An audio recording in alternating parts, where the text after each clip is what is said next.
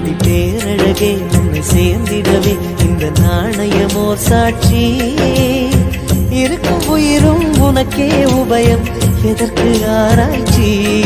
இந்த நாண